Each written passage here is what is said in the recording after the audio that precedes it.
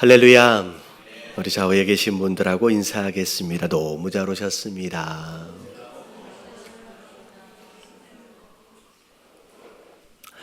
자, 오늘 말씀 요한복음 3장 22절서부터 우리 함께 살펴보도록 하겠습니다.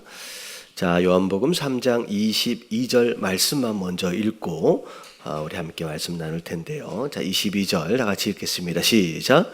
그 후에 예수께서 제자들과 유대 땅으로 가서 거기 함께 유하시며 세례를 베푸시더라. 자, 그 후에라고 나와 있어요. 자, 예수님께서 예루살렘에 들어오셔서 성전 청소를 하십니다.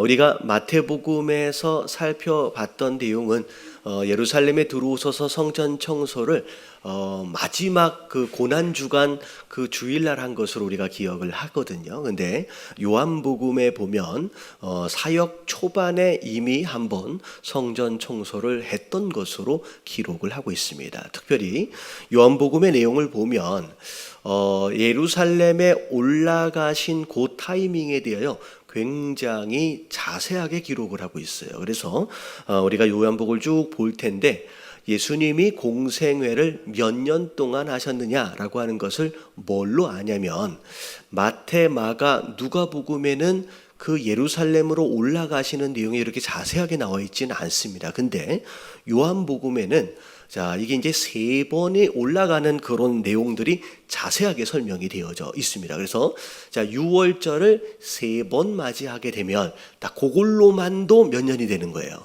3년이 되겠죠. 그래서 예수님의 공생애를 3년여, 3년 반 이렇게 계산하는 이유는 예루님이 6월절을 몇 번 맞이하셔서 몇 번 예루살렘에 올라가셨느냐라고 하는 걸 기준으로 공생의 숫자를 셉니다. 그런 가운데 자, 예루살렘에 올라가셔서 성전 청소를 하시는 가운데 이미 초반에 바리새인들과 이렇게 원수지는 일들이 이제 벌어지게 됩니다. 자, 그리고 나서 기적과 이적들을 일으키시니까 많은 사람들이 쫓아왔어요. 자, 그들 가운데 누가 또 있었냐면요, 바리새인 중에 하나였던 니고데모가 등장을 합니다. 자, 니고데모가 등장을 해서 예수님에 대해서 이렇게 저렇게 물어보는 가운데 자, 거듭나지 않고는 하나님의 나라를 볼 수가 없다. 그리고 물과 성령으로 거듭나지 않으면 하나님 나라를 들어갈 수 없다라고 말씀을 하시면서 자, 굉장히 유명한 말씀이죠. 요한복음 3장 16절 하나님이 세상을 이처럼 사랑하사 독생자를 주셨으니 이는 저를 믿는 자마다 영생을 멸망하지 않고 영생을 얻게 하려 하심이니라. 이렇게 해서 그 굉장히 중요한 말씀을 니고데모에게 전하는 그런 내용의 말씀이 자, 오늘 말씀 바로 직전에 있었던 말씀이에요. 자, 그런 가운데 자, 그다음에 이제 그 후에가 이렇게 나오는 거예요. 그 후에 니고데모와의 만남 그 이후입니다. 자, 예수께서 제자들과 유대 땅으로 가서 자, 유다라고 하는 것은 우리나라로 얘기하면 이제 도에 해당된다고 생각하시면 돼요. 도, 경기도 이렇게 생각하면 돼요. 예루살렘은 시에 해당된다고 생각하시면 됩니다. 그래서 유다가 큰 덩어리고요. 거기 안에 이제 맞죠. 경기도 안에 김포가 있는 것처럼 유다 땅 안에 예루살렘이 있는 거죠. 그래서 예루살렘에 계시다가 유다 땅으로 이제 내려가시는 상황들. 그래서 거기에서 그들과 함께 머무르시는 가운데 자, 예수님이 뭘 베푸시기 시작했어요? 세례를 베푸시기 시작했어요. 자, 사실은 이 세례는 누가 먼저 베풀기 시작했냐면 세례 요한이 먼저 베풀기 시작했죠. 자, 근데 23절을 보니까 자, 요한도 살렘 가운데 에논에서 세례를 베푸니 거기 물이 많음이라. 그러므로 사람들이 와서 세례를 받더라. 요한이 아직 옥에 갇히지 아니하였더라. 아직 옥에 갇히지 아니하였기 때문에 지금 원래 하던 대로 이 세례 요한은 세례를 주고 있고요. 예수님과 예수님 제자들이 지금 세례를 주고 있는 상태가 되어진 겁니다. 이게 사실 좀 애매한 상황이 벌어졌죠. 세례를 양쪽에서 베푸는 상황이 벌어졌어요. 자, 그런 가운데 자, 25절, 26절 같이 한번 읽어볼게요. 시작. 이에 요한의 제자 중에서 한 유대인과 더불어 정결 예식에 대하여 변론이 되었더니 그들이 요한에게 가서 이르되 라비여 선생님과 함께 요단강 저편에 있더니 곧 선생님이 증언하시더니가 세례를 베풀매 사람이 다 그에게로 가더이다. 자, 이제 문제가 생겼지요. 이게 참 당황스러운 상황이 생긴 거예요. 자, 이후에 나오는 요한의 대답의 내용을 보면, 자, 일단 먼저 말씀을 드리겠습니다. 요한은 굉장히 겸손한 사람이었어요. 자기가 왜 이 땅에 왔는지에 대하여 정확하게 자기 사명에 대해서 알고 있는 사람이었고, 자, 예수님이 행하시는 일들에 대하여 적극적으로 지지해야 한다라고 하는 입장에서 요한이 자기 주제를 잘 아는 사람으로서 겸손의 이야기를 이제 쭉 내어올 거예요. 자, 근데 중요한 건 뭐냐면, 자, 일단은 겸손한 요한에 대해서 우리가 배워야 할 부분이 있지만, 어찌 보면 성경의 인물, 어찌 보면 바라보는 관점에 따라 좀 다를 수는 있을 것 같아요. 근데 만약에 요한이 조금 더 지혜로웠다면, 자, 조금 더 지혜로웠다면, 자, 자기는 뭐 하러 왔다 그랬어요? 예수님 오시는 그 길을 준비하러 왔어요. 그러면 그분이 왔거든요. 그러면 이제 뭐 해야 돼요? 그분이 이제 뭐 해야 돼요? 그것에 대해서 몰란 거예요. 어찌 보면 참 아쉽다라고 생각할 수 있는 부분일 것 같아요. 뭐 정말로 하나님 뜻이 그런 것인지 성경에 자세하게 나와 있진 않았지만, 어찌 보면 오늘 모양새를 보니까 예수님도 세례를 주고 또 세례요한도 세례를 불면서 양쪽에서 나팔을 부는 상황이 벌어졌고, 그리고 사람들이 당연히 이제 예수님께로 몰리는 상황으로 인하여 사람들로부터 변론의 소지가 만들어졌다라는 거죠. 어쩌면 요한이 자기의 사명을 알고 이제 세례를 내려놓고 오히려 예수님을 쫓는 자가 되어버렸다라고 한다면 이런 변론들이 없지 않았을까라는 생각이 좀 들어집니다. 이제 어쩌면 개인적 관점일 수 있습니다. 어찌됐든, 자, 이제부터 설명해야 할 겸손에 대한 내용과 더불어서 어찌 보면 우리가 하나님의 일을 감당함에 있어서 이것도 중요할 것 같아요. 지혜로운 선택도 굉장히 중요하다라는 생각을 갖게 됩니다. 자, 만약에 이렇게 되지 않았다라고 한다면, 그냥 본인이 하던 세례를 내려놓고 이제 예수님 오셨으니까 예수님을 따르는 자가 되어버렸다라고 한다면, 어쩌면 요한이 일찍 죽지 않아도 되었을 뿐만이 아니라, 어쩌면 이런 세례가 함께 동시에 진행되어지는 것으로 말미암아 이런 변론도 막지 않을 수 있지 않았을까라는 생각을 해보는 거예요. 무슨 내용인지 아시겠죠? 그래서 겸손 너무 중요해요. 근데 우리가 기도할 때, 하나님, 우리가 어떤 일을 할 때 어떤 선택이 좋은 선택인지, 하나님은 정말 원하시는 지혜로운 선택인지 하나님 알 수 있도록 여러분 지혜를 위해서 기도하시게 되길 주님의 이름으로 축원합니다.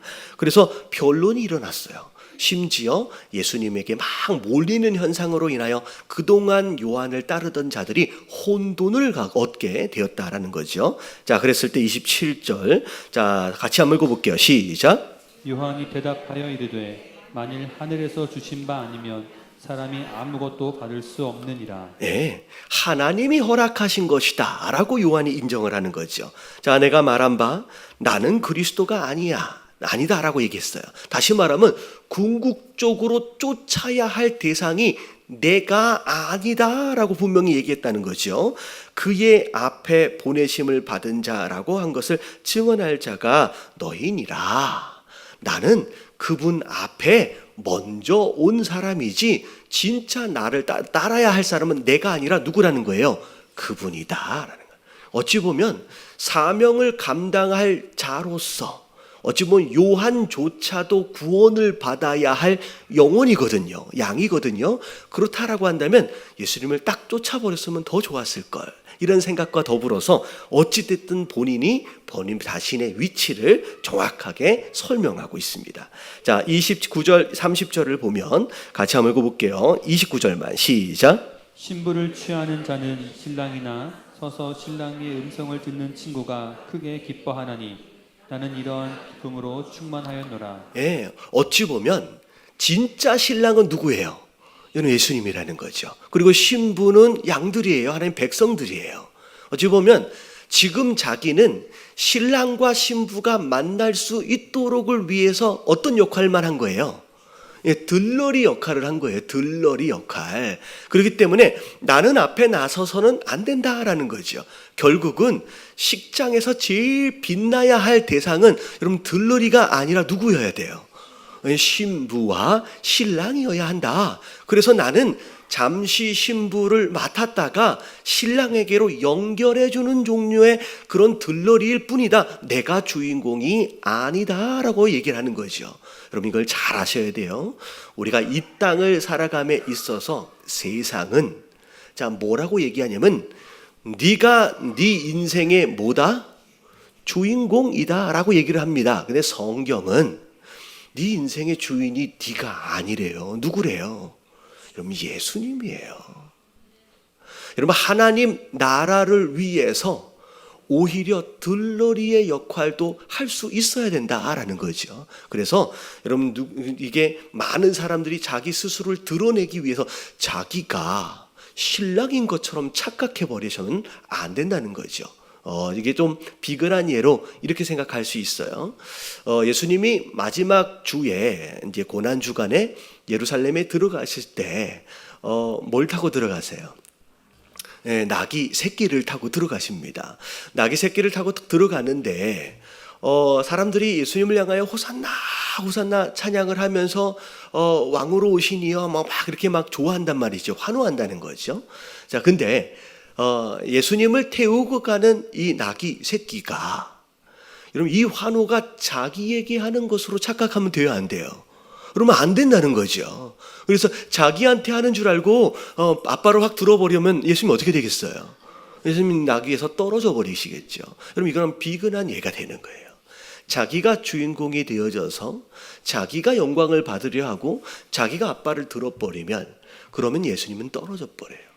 우리는 단지 낙이 새끼로 그냥 쓰임을 받는 존재예요. 어떻게 보면 신랑과 신부가 만날 수 있게끔 도와주는 난 들러리일 뿐이다 라고 얘기하고 있는 이런 세례 요한의 고백처럼 여러분 스스로 주인공 되지 마시고 오히려 내가 들러리로서 하나님 나라를 위해서 오히려 돕는 자다, 섬기는 자다라고 하는 거에 대한 자기 위치를 잊지 마시게 되길 주님의 이름으로 축원합니다.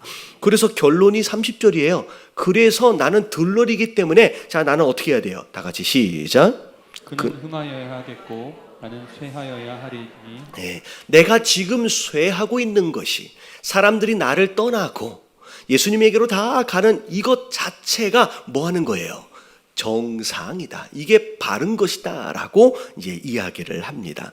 사실 웬만한 겸손이 아니다 라고 한다면 이게 쉽지는 않았을 거예요. 왜냐하면 예수님과 세례 요한이 나이 차이가 불과 6개월 정도 차이밖에 나지 않고요. 그리고 세례 요한과 예수님은 친족 관계입니다. 그렇기 때문에 어찌 보면 어린 시절 같이 자랐다라고 생각할 수도 있을 것 같아요. 근데 저분은 그리스도시고 나는 아니다, 난 들러리다 라고 이야기하는 것 자체가 인간적으로 볼 때 굉장히 쉽지 않을 수 있었을 거라는 거예요. 근데 이거 굉장히 겸손함이죠. 자, 31절을 볼게요. 더 설명이 쭉 이어집니다. 31절 시작. 위로부터 오시는 이는 만물 위에 계시고 땅에서 난 이는 땅에 속하여 땅에 속한 것을 말하느니라. 하늘로부터 오시는 이는 만물 위에 계시나니. 자, 예수님에 대한 설명이에요. 자, 예수님은 자, 이 땅에 속한 게 아니에요. 어디서부터 온 거예요? 하늘로부터 온 것이다. 이는 만물 위에 계시다 라고 얘기하면서 예수님이 실제 누군지에 대하여 그리스도 되심과 하나님 되심을 스스로 설명해 주고 있는 내용이죠. 자, 그러니까 다시 말하면 변론하기 위해서 세례 요한 너 어떻게 된 거야? 너 따르던 사람들 다 예수님에게 가버렸는데 라고 하러 온 사람에게 오히려 예수님과 나는 비교 대상이 아니라는 거예요. 비교 대상이 아니라는 거예요. 그러면서 철저하게 예수님의 하나님 되심과 그리스도 되심을 소개하고 있는 내용입니다. 자, 32절, 33절 읽어볼게요. 시작. 그가 친히 보고 들은 것을 증언하되 그의 증언을 받는 자가 없도다.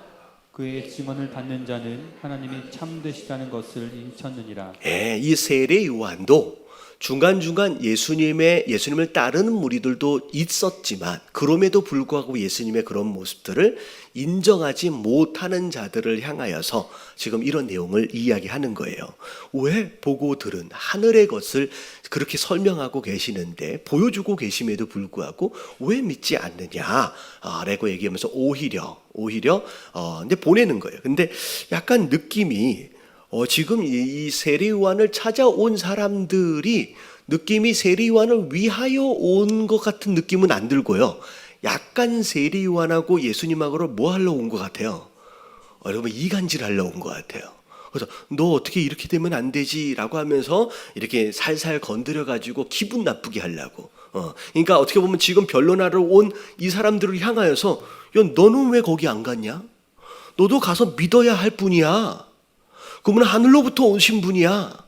왜 너는 안 믿고 있어? 라고 하는 그런 억양이라 뉘앙스라고 이제 생각하시면 될 것 같아요. 좀 이해는 되시죠? 이게 지금 찾아온 사람들 이게 대화의 내용을 보면 이 사람들이 어떤 종류의 사람인지를 약간 엿볼 수가 있습니다. 자, 34절 쭉 읽어볼게요. 시작. 하나님이 보내신 이는 하나님의 말씀을 하나니 이는 하나님이 성령을 한량없이 주심이니라. 예, 세례 요한은 봤지요. 자기가 세례를 베푸려 할 때 하늘에서 성령이 임하는 것을, 예수님에게 성령이 임하는 것을 자기는 봤습니다. 그래서 성령이 한없이 부어지는 가운데 그 하나님 말씀을 지금 예수님이 증거하고 있다. 그러면서 아버지께서 아들을 사랑하사 만물을 다 그의 손에 주셨으니, 자, 이 모든 만물이 누구 손 안에 있어요? 예수님 손 안에 있다는 거예요. 그렇기 때문에 자, 아들을 믿는 자에게는 자 영생이 있대요. 그리고 아들에게 순종하지 아니하는 자는 영생을 보지도 못할 것이다. 도리어 하나님의 진노가 그 위에 머물러 있으리라 라고 얘기합니다. 여러분 이 마지막 36절의 말씀은 이게 평행 구조로 가면서 여러분 이렇게 쓰여져 있는 게 오히려 좀 더 적당하지 않을까 싶은데, 자 이런 거죠. 아들을 믿는 자에게는 영생이 있고, 자 아들을 뭐 하지 않는 사람, 원래는 믿지 않는 사람에게는 자에게는 영생을 보지도 못할 것이다 라고 쓰여지는 게 오히려 적당한 표현일 것 같아요. 근데 자, 두 번째는 오히려 순종하지 아니한다 라고 하는 것으로 말을 바꾼 이유는, 자 믿는 것과 순종하는 것이 뭐예요? 하나예요. 여러분 믿으면 뭐 할 수 있어요? 순종해요. 순종하지 못하는 이유는 뭐 하지 않아서요? 믿지 않기 때문이라는 거죠. 그래서 믿음과 순종은 따로 갈 수가 없습니다. 여러분 여기서 말하고 있는 순종은 어떻게 보면 나중에 보면 이제 행위, 어떻게 보면 선한 행위 뭐 이런 식으로 이제 생각할 수도 있지만 사실 믿음과 순종은 함께 따라가는 거라는 거죠.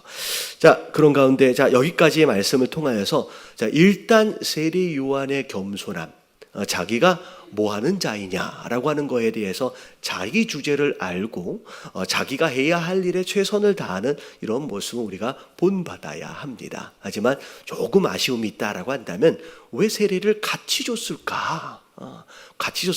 내려놔 버리고 어찌 보면 자기가 들러리이기도 하지만 사실 자기 또한 신랑을 만나야 할 뭐예요? 신부거든요. 자기도 똑같은 인간이기 때문에 오히려 내려놓고 예수 그리스도를 따르는 자가 되었다라고 한다면 더 좋지 않았을까라는 개인적인 생각. 어찌 보면 우리가 신앙생활을 함에 있어서 겸손을 위해서 기도도 해야 되지만 하나님 어떤 일들을 할 때 하나님 지혜롭게 판단하고 선택할 수 있는 그런 마음도 우리에게 달라고 함께 기도해야 하는 줄로 믿습니다. 자, 넘어갈게요. 자, 4장으로 넘어와서 1장 1절과 2절 같이 한번 읽어봅니다. 시작. 예수께서 제자를 삼고 세례를 베푸시는 것이 요한보다 많다 하는 말을 바리새인들이 들은 줄을 주께서 아신지라. 예수께서 친히 세례를 베푸신 것이 아니요 제자들이 베푼 것이라. 네, 여기 1절을 보니까 요한 찾아간 사람이 바리새인이 보낸 사람처럼 이제 느껴지지요, 느낌이. 자, 예수님도 그것에 대해서 알았어요. 사람들이 요한에서 예수님 쪽으로 막 몰리는 현상이 일어나는 거에 대해서 이게 변론, 논란거리가 되고 있다라고 하는 것을 예수님이 아셨다는 거예요. 자, 그런 가운데, 자, 2절을 보니까 예수님이 친히 세례를 베풀지는 않으셨대요. 자, 누가 베푸셨어요? 누가 베풀었어요? 이 제자들이 베풀었다는 거예요. 왜 그러셨을까라는 것을 생각해 보면, 물론 예수님이 말씀하시지 않았기 때문에 우리가 정확하게는 알 수가 없습니다. 근데 대체적으로 이렇게 이해할 수 있을 것 같아요. 자, 여러분 누구에게 세례 받았는지 혹시 기억나세요? 내가 어떤 목사님한테? 제가 어떤 분을 보니까 여의도 순복음교회에 다니시던 분이에요. 근데 나는 누구에게 받았대요? 나 조용히 목사님한테 직접 받았다. 그걸 굉장히 자랑스러워 하시더라고요. 무슨 얘기인지 아시겠죠? 만약에 예수님이 주시고 제자들이 주시면, 자, 이 사람들이 제자들에게 받으려고 할까요? 안 할까요? 아마 안 할 거라는 거예요. 다 예수님 앞에 다 줄 서 있을 거라는 거예요. 그리고 나서 만약에 예수님에게 직접 받으면 나중에라도 뭐라고 할 것 같아요? 내가 누구한테 세례 받았는지 알아? 난 예수님한테 직접 받은 사람이야 라고 하면서 마치 그것 자체, 세례 자체의 의미보다는 내가 누구에게 받았느냐라고 하는 것 자체가 특권 의식처럼 만들어져 버릴 가능성이 있을 거라는 거죠. 이해는 되시죠? 그래서 예수님이 직접 안 하시고 오히려 제자들에게 맡기시지 않았겠느냐라는 그런 생각을 하게 됩니다. 자, 그래서 일단은 논란이 생겼어요. 같이 요단강에서 같이 세례를 주니까, 그래서 예수님이 유대를 떠나십니다. 그러면서 갈릴리로 올라가시면서, 자, 이제는 더 이상 유다 땅에서 주로 활동하시기보다는 갈릴리 지역으로 올라가셔서 주로 어디서 활동하셨어요? 가버나움이라고 하는 그 지역에서 이제 활동을 하시게 되죠. 자, 근데 땅이 지도가 이제 나중에 보면 이제 기억을 하시고서 이제 아시면 좋을 것 같아요. 유다 땅은 남쪽에 있습니다. 그리고 그리고 갈릴리 호수는 북쪽에 있어요. 근데 유다에서 갈릴리로 올라가려면, 자, 남쪽에서 북쪽으로 올라가려면 중간의 지역을 지나쳐 가야 되는데, 자, 이 지역이 어느 지역이에요? 여기가 이제 사마리아 지역이 됩니다. 자, 우리가 사마리아 지역을 잘 알아야 될 게 뭐냐면, 대체적으로, 자, 통일 왕국 시대, 사울 왕, 그 다음에 다윗 왕, 그 다음에 솔로몬 왕까지는 이스라엘이 하나였습니다. 자, 하나였던 통일 왕국 시대, 솔로몬의 그 아들이 왕이 되고 나서, 자, 이 통일 왕국 시대가 끝나고 분열 왕국 시대가 시작돼요. 그래서 북쪽으로는 10개의 지파가 올라가서 북이스라엘이라고 하는 새로운 나라를 이루고요. 자, 남쪽에는 유다와 베냐민이 두 지파가 뭉쳐가지고, 자, 이제 한 나라, 남유다라고 하는 한 나라를 이루게 됩니다. 그래서 우리 한국의 북한과 남한처럼 똑같은 민족인데 둘로 나누어지는 상황이 벌어져요. 자, 근데, 자, 북이스라엘은 한 번도 제대로 된 정직하고 온전한 왕이 없었어요. 그래서 계속 하나님이 경고하셨음에도 불구하고 돌이키지 않다가, 자, 어디에 침공을 받아요? 북쪽에 있는 아수르의 침공을 받아서 북이스라엘은 훨씬 더 일찍 멸망을 당합니다. 근데 북이스라엘은 멸망을 당할 때 어떻게 멸망을 당하냐면, 너무나도 많은 사람들이 희생되었을 뿐만이 아니라 아수르가, 이게 시리아예요. 이 아수르가 포로로 끌고 가면서 포로로 끌고 간 자들을 다 흩어버렸어요. 그래서 위에 있는, 어떻게 보면 유대인과 유대 지파와 베냐민 지파를 제외한 위에 있는 10개 지파들은요, 흩어져서, 전 세계에 흩어져서 살다가 보니 혈통을 잃어버렸어요. 그래서, 자, 우리가 유대인이라고 부르잖아요. 나머지 10지파는 아예 뿌리 자체를 찾아볼 수 없게끔 다 잃어버렸습니다. 그러다가 나중에, 자, 이제 그렇게 돼버렸어요. 그리고 나서 남유다도 계속 중간중간 정직하고 괜찮은 왕이 있었어요. 등장을 하지만 계속 우상 숭배를 하는 것으로 말미암아 남유다도 망하게 되는데, 자, 어디에 망해요? 자, 바벨론에 의해서 멸망을 당합니다. 근데 남유다는 멸망을 시키실 때 하나님이 북이스라엘처럼 완전히 흩어버리지 않으시고 하나님이 마치 그루터기처럼 보존하십니다. 그래서 포로로 대다수 끌려가도록 만드셨지만 포로로 끌려가는 동안에 70년을 그들을 보호하셨고요. 그리고 나중에 귀환할 때 유대인들이, 그 유다 지파가 베냐민 지파가 대부분이잖아요. 올 때 그들의 혈통을 유지하여 돌아올 수 있도록 하나님이 보호하셨어요. 그래서 자, 포로 귀환 때 유다 이제 지파들이 굉장히 많았거든요. 들어와서 지금 예수님 당시에 함께 지금 살고 있는 그 유다 지역에 그때 돌아왔던 유대인들의 후손들이 지금 거기 살고 있는 거예요. 그래서 그들 스스로는 우리는 혈통이 섞이지 않았기 때문에 우리가 오리지널이라는 거예요. 우리만이 하나님 백성이라는 거예요. 근데 자, 아수르에 끌려갔던 사람들이 혈통이 다 섞여 버렸어요. 근데 그들도 하나님에 대해 알기 때문에 나름 돌아오기 시작해서 모여 살기 시작했는데 그들을 뭐라고 불렀냐면 사마리아 사람이라고 불렀고, 그리고 그들이 모여 살던 지역을 사마리아 지역이라고 부른 거예요. 여기 설명이 이게 보지요. 자, 그래서 밑에 이렇게 무슨 색이라 그래요? 저거요. 유다 이렇게 크게 나와 있잖아요. 거기에 이제 유대 민족이 이제 하는 거고요. 자, 유다에서 쭉 올라가다 보면 저기 갈릴리 바다가 보여요. 그러면 갈릴리 바다를 가려면 어디로 지나가야 돼요? 저기 보니까 사마리아 지역을 지나가야 되는 거예요. 지나가야 되는 거예요. 근데 그 민족들이 사마리아 사람인데 유대인이 생각할 때의 사마리아 사람은 우리 민족이 아니다. 그러면서 거의 돼지나 개 취급을 합니다. 그냥 이방인으로 여겼고 심지어 더 이방인보다도 더 하대하는 그런 입장을 가졌다라는 거죠. 자, 근데 그래서 사실 유대인들이 갈릴리 바다 쪽으로 올라갈 때는 어떻게 올라가냐면요, 요단강을 반대로 건너버려요. 그리고 나서 사마리아를 뺑 돌아서 갈릴리 바다로 올라갑니다. 왜냐하면 사마리아 땅은 아예 뭐하지도 않겠다, 밟지도 않겠다라는 거의 원수와 같은 사이입니다. 근데 예수님이 일반 유대인처럼 그렇게 가시지 않고 어디로 올라가세요? 사마리아를 의도적으로 지나쳐서 지금 올라가시는 거예요.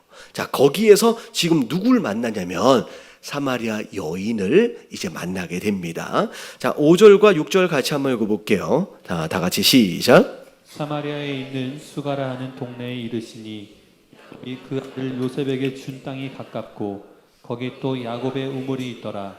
예수께서 길 가시다가 피곤하여 우물 곁에 그대로 앉으시니 때가 6시쯤 되었더라. 자, 사마리아 지역에 사실은 이게 과거에 다 가나안 땅이었어요. 그래서 아브라함이 다 살던 땅이었고요. 아브라함도 살고 이삭도 살고 그리고 요셉도 살았어요. 근데 그 당시에 요셉이 팠다라고 이야기하는 우물이 있었는데 그 우물을 중심으로, 자, 야곱이 팠어요. 자, 야곱이 판 우물이다라고 해서 거기 있는 그 우물을 중심으로 마을이 이제 형성이 된 거죠. 그래서 예수님이 사마리아 땅으로 올라가시다가 그 우물이 있는 그 마을이 있는 지역에 들어가신 거예요. 자, 우물 곁에 자 앉아 계셨어요. 자, 근데 그때 시간이 몇 시였대요? 자, 6시였어요. 유대인의 시간으로 6시면 자, 오늘날 우리 시간으로 언제가 되는 거예요? 정오가 됩니다. 정오가 되는 거예요. 자, 우리가 이걸 잘 알아야 돼요. 어찌 보면 이 유다 땅은요, 굉장히 사막 기후 같습니다. 그래서 밤에는 굉장히 추워요. 그리고 낮에는 굉장히 덥습니다. 그래서 우물을 기르러 나올 때, 자, 일반적으로 언제 기르러 나오냐면요, 해가 중천에 떠 있을 때는 더워서 안 나와요. 다 집에 들어가 있어요. 그래서 언제 나오냐면 해가 뜨기 전 아침이나 해가 지고 난 뒤에 저녁 때나 이 물을 기르러 나옵니다. 자, 근데 자, 이게 정오가 됐다라고 하는 것은 자, 우물에 물을 기르러 오를 사람이 있어 없다. 없다라는 얘기 별로 없는 거예요. 막연하게 기다리고 계시는 거죠. 근데 자, 거기에서 사마리아 여자 한 사람이 물을 길러 왔음에 예수께서 물을 좀 달라 하시니, 자, 이에 제자들이 먹을 것을 사러 그 동네에 들어갔음이니라. 자, 예수님 혼자 앉아 계세요. 자, 제자들은 뭐하러 갔어요? 먹을 것을 얻으려고 지금 마을로 들어간 상태입니다. 자, 이 여자가 물을 길러 왔다라는 것 자체가 좀 이상한 거죠. 이제 나중에는 나중에 설명이 좀 있습니다. 자, 이 사람이 왜 이 시간에 나왔겠느냐? 자, 이 사람은 사람들과 대면하는 게 싫어요. 그냥 혼자 있는 게 좋은 거예요. 자, 그래서 이제 혼자 나온 건데, 자, 9절 말씀 같이 한번 읽어볼게요. 시작. 사마리아 여자가 이르되 당신은 유대인으로서 어찌하여 사마리아 여자인 나에게 물을 달라 하나이까 하니 이는 유대인이 사마리아인과 상종하지 아니하노라. 물을 좀 달라라고 얘기를 하니까 주면 되는데 굉장히 뭐라 그래요? 불쾌하다듯이 약간은 시비를 거는 것처럼, 나랑 원래 유대인은 사마리아 사람하고 얘기도 안 하는데 왜 나한테 물 달라고 하십니까? 라고 이상하게 툭 이제 던진 거예요. 사실은 나중에 이야기가 나와요. 여러분, 무물에서 물을 풀려면 뭐가 있어야 돼요? 그런 게 두레박처럼 뭐가 있어야 푸잖아요. 다시 말하면 자기가 나중에 얘기합니다. 그릇도 없으면서. 그러니까 어떻게 보면 아무리 유대인이지만 그래도 물 하나 얻어먹고 물 한 잔이라도 한 모금이라도 먹으려면 그릇이 있어야 되고, 지금 그릇을 누가 가지고 와 있어요? 자기가 가지고 왔으니까 자기가 주면 되는 거거든요. 근데 이 상황 자체를 삐딱하게 이상하게 툭 던지면서 시비조로 이 대화를 일단은 시작하게 되는 거예요, 지금. 자, 그런 가운데 예수께서 대답하여 이르실 때, 자, 네가 만약 하나님의 선물과 또 내게 물 달라 하는 이가 누군지 알았더라면 내가 그에게 구하였을 것이요 그가 생수를 내게 주었으리라. 다시 한번 이렇게 시비 거는 이유가 내가 누군지를 알아요, 몰라요? 모르니까 그런다는 거예요. 너 내가 누군지를 아니? 네가 내가 누군지를 알면 너 이렇게 얘기하지 않을걸? 오히려 그에게 구하지 않겠느냐? 생수 달라고 구하지 않겠느냐? 네가 지금 날 모르니까 지금 이러고 있다라고 얘기를 하는 거죠. 자, 여자가 이르되 주여, 자, 물 기를 그릇도 없으면서, 이게 자기가 얘기하잖아요. 그리고 이 우물은 깊은데 어디서 당신이 생수를 줄 수 있겠습니까? 뭐 생수를 준다 그러니까 뭐 이것 하나도 이제 할 그릇도 없으면서 어디서 그릇이 있어서 생수를 주시겠습니까? 라고 다시 또 이제 물어보는 거죠. 별로 좋은 종류의 여자는 아닌 것 같아요. 약간 느낌이. 자, 12절 같이 한번 읽어볼게요. 시작. 우리 조상 야곱이 이 우물을 우리에게 주셨고 또 여기서 자기와 자기 아들들과 짐승이 다 마셨는데 당신이 야곱보다 더 크니까. 생수를 얻겠다라고 얘기를 하니까 이거보다 더 좋은 물이라는 생각이 들어지는 거예요. 그러면 당신이 우리에게 물 준 이 야곱보다 더 큰 분입니까? 라고 이제 이야기를 하는 거죠. 사실 어찌 보면 그럴 수 있을 것 같아요. 그냥 물 한 잔 달라라고 하는 것으로 인하여서 계속 물 한 잔 안 주고 계속 시비만 거는 거예요. 그러면 그냥 보통 사람일 것 같으면 안 먹어. 제자 올 때까지 기다리고 말지라고 생각할 수 있을 것 같지만 여러분, 그게 아닌 거예요. 예수님 지금 의도적으로 이 대화를 이끌어 가십니다. 그리고 여기 보면 이 여자가 좀 이상하잖아요. 굉장히 말 하나하나에 가시가 많아요. 근데 여러분, 나중에 보면 이 여자의 스토리가 있어요. 무슨 얘기인지 아시겠죠?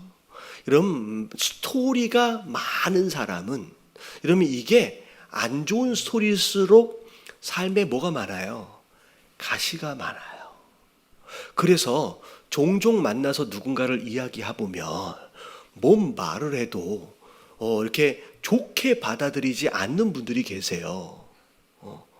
그런 거 있잖아요. 칭찬을 해도 칭찬을 받아들이지 못하는 그런 분들의 종류들이 계십니다. 그럴 때 그럼 이상한 사람이야 라고 생각해 버리지 마시고, 자, 오늘 이 사마리아 여인처럼 뭐가 많구나, 스토리가 많구나라고 여러분 어떻게 보면 그냥 감싸 주시길 주님의 이름으로 축원합니다. 스토리가 많은 거예요. 많은 거예요. 그래서 자, 일단 야곱보다 큽니까? 또 따지는 거죠. 예수께서 대답하여 이르시되 자, 이 물을 마시는 자마다 다시 목마를 거라는 거죠. 그렇죠? 또 이 물을 오늘 기르러 왔지만 이 여자는 내일 또 기르러 와야 돼요. 그럴 수밖에 없다는 거죠. 근데 자 14절 내가 너에게 주겠다라고 하는 그 물은 먹어도 또 목마를 수밖에 없는 그 물이 아니래요. 자 14절 다 같이 시작. 내가 주는 물을 마시는 자는 영원히 목마르지 아니하리니 내가 주는 물은 그 속에서 영생하도록 솟아나는 샘물이 되리라. 여러분 이게 굉장히 중요합니다. 여러분 이 사마리아 여인은 바로 우리의 삶을 이야기하는 거예요. 여러 가지 스토리를 겪어서 어떻게 보면 누가 다가오면 상처 줄 수밖에 없는 그런 가시돋친 우리의 삶의 모습이에요. 근데 그러다 보니 마음 가운데 계속 채워지지 못하는 것들이 있음으로 말미암아 뭘 해도 만족하지 못하는 목마름 가운데 사는 우리 인생들을 이야기하는 겁니다. 그런 가운데 이 여자는 그래도 오늘 또 와서 이 물을 마셔요. 근데 또 목말라요. 그리고 내일 또 와서 또 물을 기르러 올 거예요. 그런 인생이 우리 인생이라는 거죠. 근데 예수님 뭐라고 말씀하시냐면 네가 생각하는 이 땅의 이 우물에서 얻을 수 있는 이 물은 아무리 마셔봤자 또 목마를 뿐이라는 거예요. 내가 너에게 주고자 하는 이 물은 그런 물이 아니라 영생하도록 솟아나는 다시는 목마르지 않는 그 물을 이야기하는 것이다 라고 얘기하는데 여러분 이 생수가 누구냐면 예수님 그분 자신입니다. 자, 우리가 이걸 잘 알아야 돼요. 여러분 신앙생활을 하면서 마셔도 채워도 만족하지 못하는 이 땅의 것에 여러분 매달리지 마시고요. 여러분 한 번으로 인하여서 영생하도록 만족할 수 있는 목마르지 않는 여러분 생수 대신 예수 그리스도를 마시는 저와 여러분들 되시길 주님의 이름으로 축원합니다. 그래서 예수 그리스도로 충만해야 진정한 만족이 이루어지는 거예요. 이 땅의 것들 아무리 채워도 안 된다는 거죠. 그러면서 이제 스토리가 나오는데 자, 그 뒤에 볼게요. 자, 15절 같이 한번 읽어봅니다. 시작. 여자가 이르되 주여 그런 물을 내게 주사 목마르지도 않고 또 여기 물 기르러 오지도 않게 하옵소서. 자, 그런 물이 있으면 나 빨리 주세요 라고 얘기를 하는 거예요. 그래서 다시는 여기 기르러 오지 않도록 해달라는 거죠. 여러분 사실은 여기에 물 기르러 오는 것이 얼마나 힘들었으며 여러분 육체적 고통이 아니었어요. 자, 뭐라 그래요? 자, 예수님한테 물을 달라고 얘기하니까 자, 예수님이 물이 여기 있다라고 주신 게 아니라 자, 뭐 하래요? 16절에 보니까 이르되 가서 내 남편을 불러오라는 거예요. 자, 이게 굉장히 중요합니다. 이러면 생수 대신 예수 그리스도를 누리는 삶을 살려면 반드시 선행되어져야 할 조건이 있어요. 그게 뭐냐면 그동안 살아왔던 내 스토리가 여러분 하나님 앞에서 예수 그리스도 앞에서 밝혀져야 돼요. 여러분 이게 회개예요.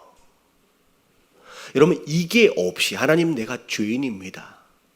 하나님 나는 이런 모습으로 이 모양 이 꼴로 그동안 살았습니다 라는 내 안에 있는 숨기고 싶은 이런 것들이 하나님 앞에서 드러내지지 않으면 여러분 생수 대신 예수 그리스도를 경험할 수가 없어요. 그냥 이 여자는 그게 있으면 빨리 주세요. 먹으면 되니까. 근데 아니라는 거예요. 정말로 가슴 아픈 일일 수밖에 없지요. 사실 이것 때문에 정오의 물기르로 나온 거예요. 자, 남편이 없대요. 나 남편이 없는데요 라고 얘기하면서 숨깁니다. 예수님 뭐라 그러세요? 예수님이 예수께서 이르시되 네가 남편이 없다라고 하는 게 맞는 얘기라는 거예요. 그러면서 뭐라 그래요? 네게 남편이 몇 명 있대요? 5이나 있었대요. 그리고 나서 지금 있는 자도 내 남편이니 아니니 내 말이 참되도다. 그러니까 남편이 지금 6번째인 거예요. 지금 있는 남편. 심지어 제대로 된 혼인의 그 과정을 거쳐서 사는 사람이 아니라 그냥 동거하고 있는 사람이에요.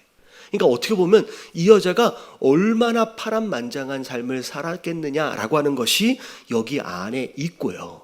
그리고 여러분, 사람들 낯을 피해서 이 땡볕에 물 기르러 나온 이유조차도 여기서 보이는 거예요. 여러분, 이게 드러나는 게 여러분 쉽겠느냐는 거예요. 그런데 예수님 오늘 말씀하시는 게 그런 거예요.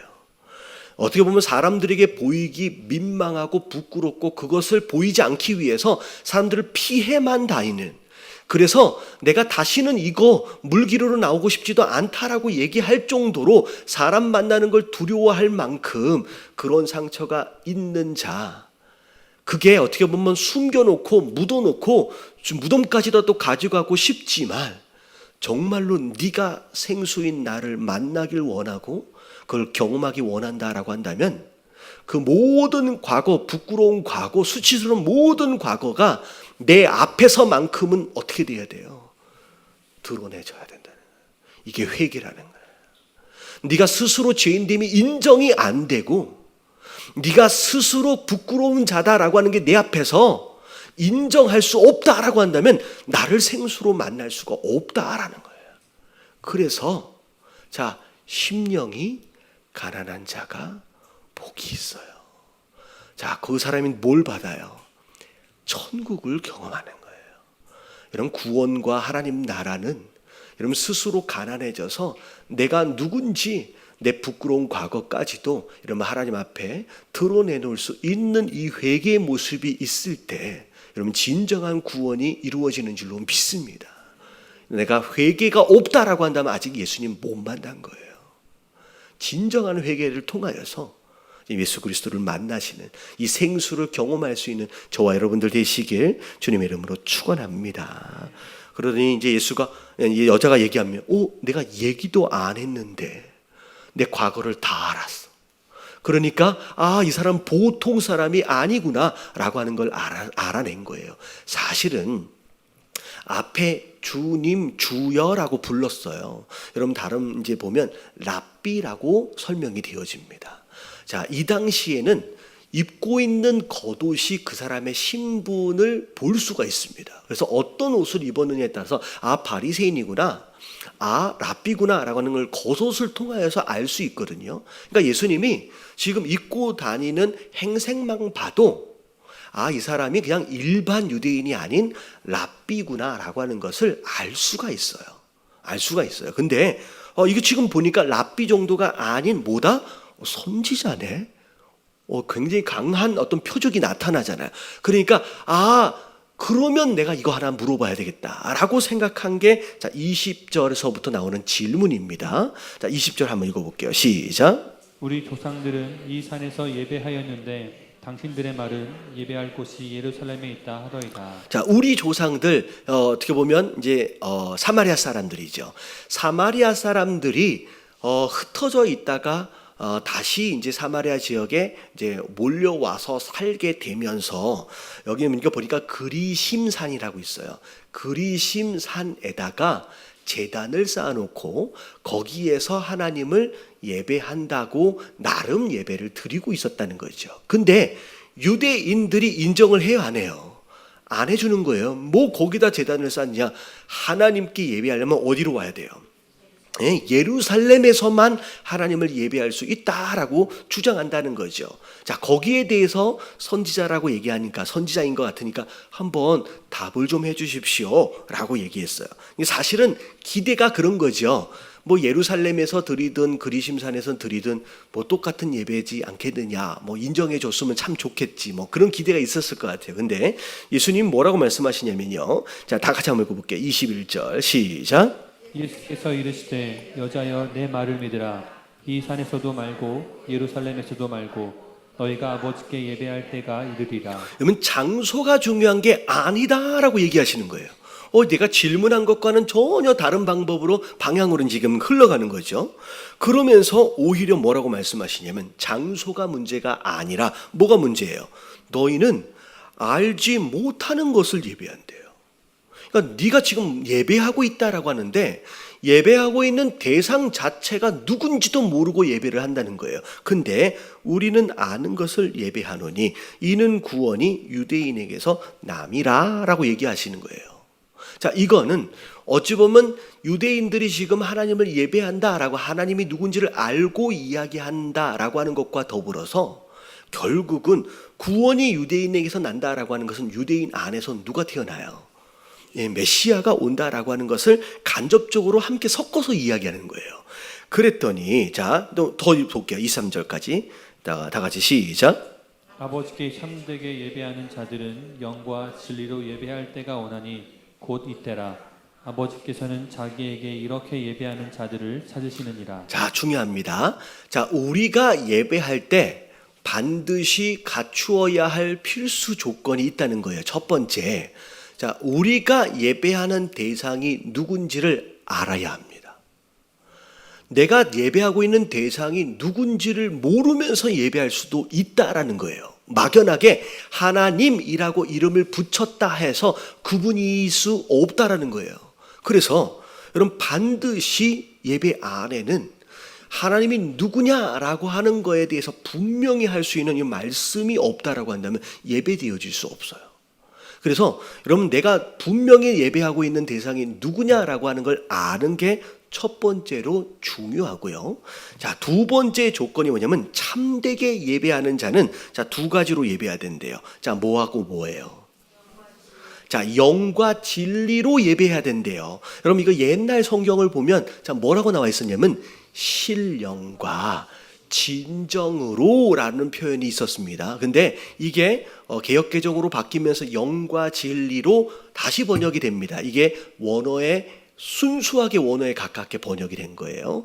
자, 근데 둘 다 같은 의미입니다. 근데 전에 신령과 진정으로 예배한다라고 했을 때 신령과 진정은 어떻게 보면 우리의 마음의 태도를 더 강조했다라고 생각하시면 돼요. 신령과 진정. 그리고 자, 영과 진리로 번역된 것은 우리가 갖춰야 할 조건에 대하여 더 강조했다고 생각하시면 될 겁니다. 자, 영은 자, 누구의 영이에요? 여러분 하나님의 영이에요. 자, 예배 안에 반드시 있어야 할 첫 번째 조건은 영입니다. 성령이에요.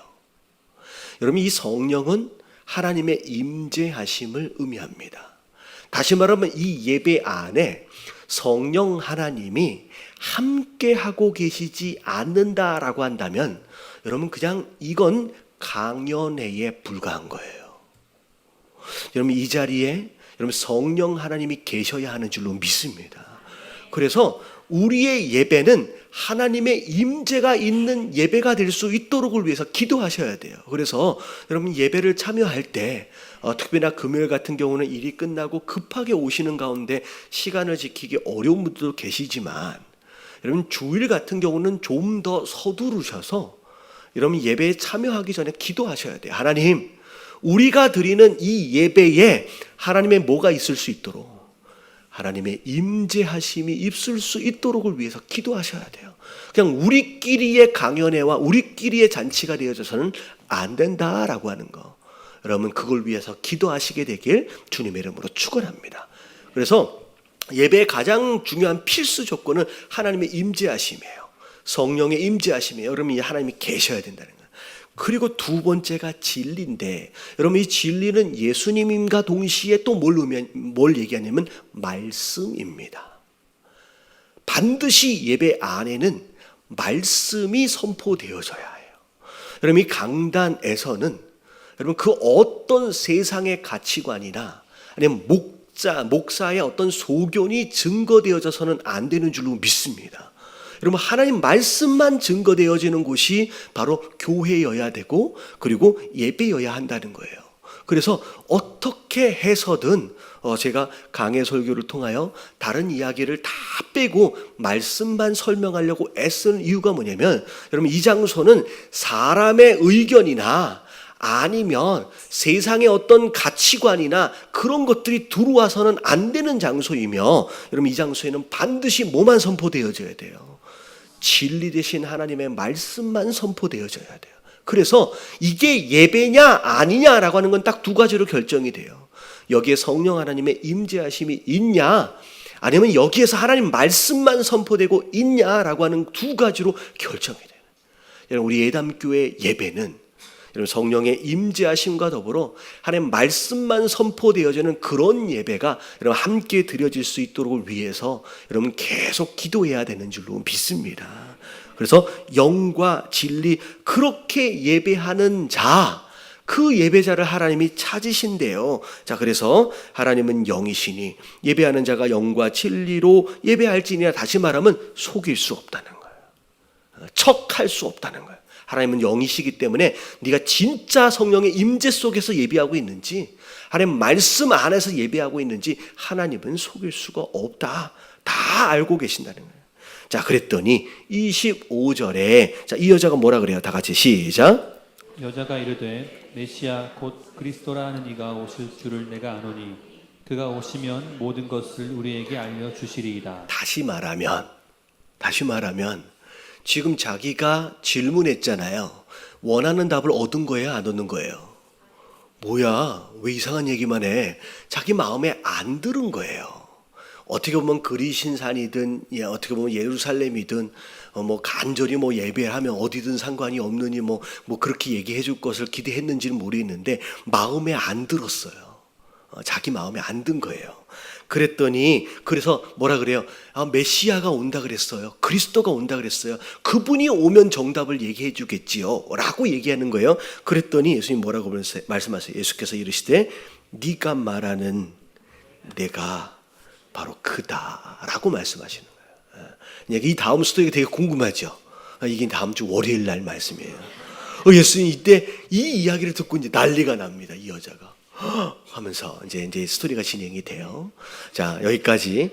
자, 이 마지막 사마리아 여인을 통하여 굉장히 많은 스토리들이 있어요. 하나만 더 덧붙이면, 자 보세요. 여러분 유대인들이 사마리아 사람들을 무시했어요. 돼지나 개처럼 여겼어요.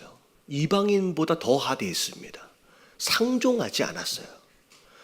그들 스스로 뭐라고 생각하는 거예요? 더러운 자라는 거예요. 깨끗하지 못한 자라는 거예요. 거룩하지 못한 자라는 거예요. 그게 사마리아 사람, 유대인들에게 보이는 사마리아 사람들의 모습입니다. 근데 그렇게 대접을 받고 있는 그 사마리아 사람들 속에서도 어떤 누군가를 향하여서 넌 남편이 5이나 있었지, 넌 이번에 6번째이지 라고 그 안에서도 또 비방하고 비판하는 자들이 있다는 거예요. 그래서 이 여자가 그거 보기 싫고 그거 듣기 싫어서 지금 몇 시에 나온 거예요? 그 땡볕에 또 나와 있는 거예요. 그래서 나는 사람들하고 만나고 싶지 않아요. 그래서 내가 이 물기류로 다시 오지 않게끔 좀 해주세요 라고 얘기하고 있다는 거예요. 무슨 얘기인지 아세요? 다 50보 100보예요. 다 똑같아요. 다 죄인이에요. 근데 내가 얼마나 잘났다고 누군가를 비방하고 비판하냐는 거예요. 여러분 그러면 안 되는 줄로 믿습니다. 여러분 그럴 만한 자격이 없어요. 그러면 유대인들 자기네들은 똑같아요? 아니요. 그 유대인들 사이에서도 바리새인들은 내가 조금 더 거룩한 척하면서 또 그 사이에서 또 비방하고 있어요. 여러분 그게 우리 인생의 모습이고 교회 안의 모습이에요. 여러분 우리가 유대인이든 사마리아인이든 다 똑같은 죄인이에요. 하나님 보시기에 전부 다 시커먼 죄인이다라는 걸 여러분 스스로 인정하시는 가운데 여러분 누군가를 여러분 비방하고 누군가를 평가하고 여러분 정죄하지 마시게 되길 주님의 이름으로 축원합니다. 누가 누굴 향하여서 그러냐는 거예요. 여러분 우리가 이런 모습으로 살아요. 우리가 이걸 벗어버려야 돼요. 이게 우리 인생의 모습이에요. 자, 예배자에 대해서도 우리 함께 오늘 말씀을 나눴습니다. 그리고 정말로 우리에게 필요한 게 우물물 한 컵이 아니라는, 정말 우리에게 있어야 할 예수 그리스도, 생수되신 예수 그리스도를 진정한 회개를 통하여서 부끄러워도 괜찮아요. 예수님 앞에서 다 털어놓으시고 진정한 회개를 통하여 이 생수를 경험하시는 저와 여러분들 되시길 주님의 이름으로 축원합니다.